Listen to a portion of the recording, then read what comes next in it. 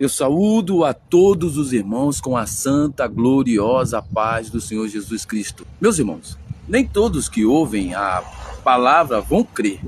Isso não é falta de esforço do pregador, nem falta de poder do evangelho. É porque há sementes diferentes neste mundo.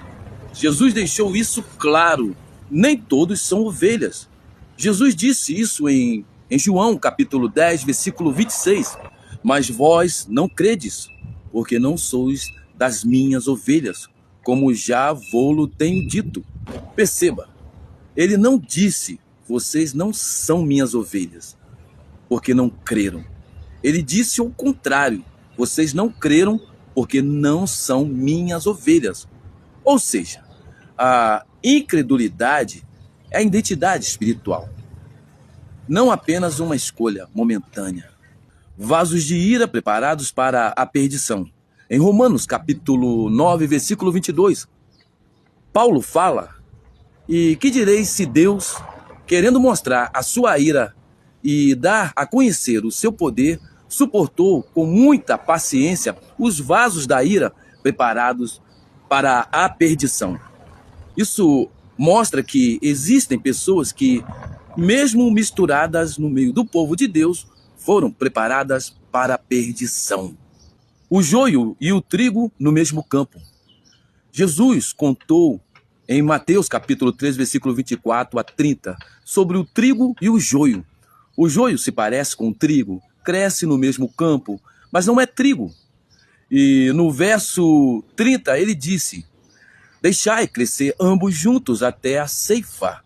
E, por ocasião da ceifa, direi aos ceifeiros, colhei primeiro o joio e atai-o em molhos para o queimar, mas o trigo ajuntai-o no meu celeiro. Ou seja, só na colheita se verá quem é de Deus e quem não é. Lobos no meio do rebanho. Paulo avisou em Atos capítulo 20, versículo 29 a 30.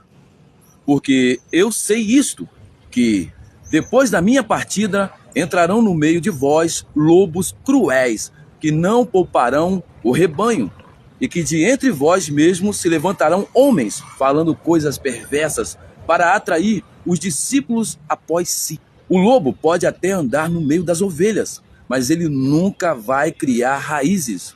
O objetivo dele é acusar, divisão, confusão e destruição. Pedras de tropeço destinadas a isso. Em 1 Pedro, capítulo 2, versículo 8, está escrito, e uma pedra de tropeço e rocha de escândalo são os que tropeçam na palavra, sendo desobedientes para o que também foram destinados. Veja bem, para isso foram destinados. Não é acidente, é natureza espiritual. O evangelho continua sendo poder de Deus para os que creem, mas também continua sendo loucura para os que se perdem. 1 Coríntios capítulo 1, versículo 18. O campo é misto, o joio vai crescer ao lado do trigo. Os lobos vão tentar infiltrar no rebanho. As pedras de tropeço vão estar no caminho. Mas no fim, na colheita, vai ficar claro quem é de Deus e quem é da perdição. Então, meus irmãos, preguemos com lágrimas, mas com convicção. Quem é ovelha vai ouvir a voz do pastor. João, capítulo 10, versículo 27. E quem não é, apenas mostrará que nunca pertenceu ao rebanho, o que é o trigo e o joio. O trigo é a planta boa, cultivada pelo agricultor. Na parábola, o trigo representa os filhos do reino, aqueles que nasceram de Deus, regenerados pela palavra de Deus. O joio é uma planta muito parecida com o trigo no início, mas na verdade é uma erva daninha.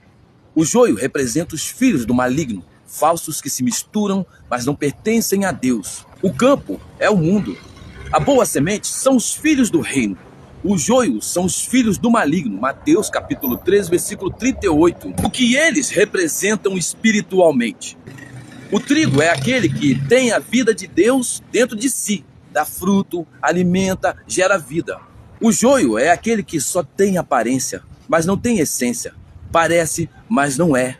Pode estar no mesmo ambiente, até dentro da igreja, mas não tem o Espírito Santo, não tem fruto verdadeiro. Jesus disse: pelos seus frutos os conhecereis. Mateus capítulo 7, versículo 16.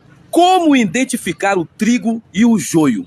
O joio se parece com o trigo no começo, mas quando amadurece, a diferença fica clara.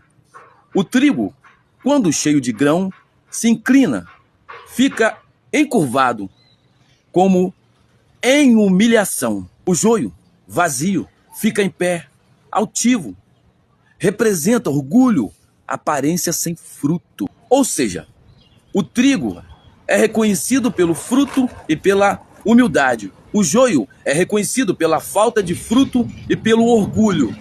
O que significa a colheita e o fogo? Jesus mesmo explicou em Mateus capítulo 13, versículo 39 a 42. A colheita é o fim do mundo. Os ceifeiros são os anjos. O trigo será juntado no celeiro. Simboliza os salvos, recolhidos para o reino eterno, a presença de Deus. O joio será lançado no fogo. Simboliza os ímpios, destinados à condenação eterna ao lago de fogo. Mandará o Filho do Homem os seus anjos, e eles colherão do seu reino tudo o que causa escândalo, e os que cometem iniquidade, e lançá-los-ão na fornalha de fogo. Ali haverá pranto e ranger de dentes. Mateus capítulo 13, versículo 41 a 42. Vamos simplificar as palavras de Jesus. Campo, o mundo. Boa semente, trigo, os filhos de Deus. Joio, os filhos do diabo ou do maligno. Colheita, o juízo final. Ceifeiros, os anjos enviados para separar. Celeiro, o reino eterno com Deus. Fogo, a condenação eterna. Jesus quis mostrar que até o juízo final, os dois vão crescer juntos. Muitas das vezes é difícil separar só pela aparência. Mas na colheita final não haverá engano. Deus conhece os que são seus. 2 Timóteo capítulo 2, versículo 19. O trigo é quem tem vida de Deus, dá fruto e será recolhido para o reino. O joio é falso, só tem aparência, será separado e queimado.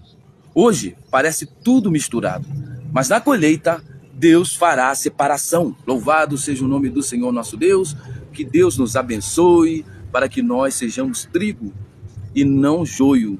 Deus abençoe a vida de cada um de vocês. E se Deus me permitir, voltarei aqui trazendo mais uma palavra que edifica, que transforma e salva.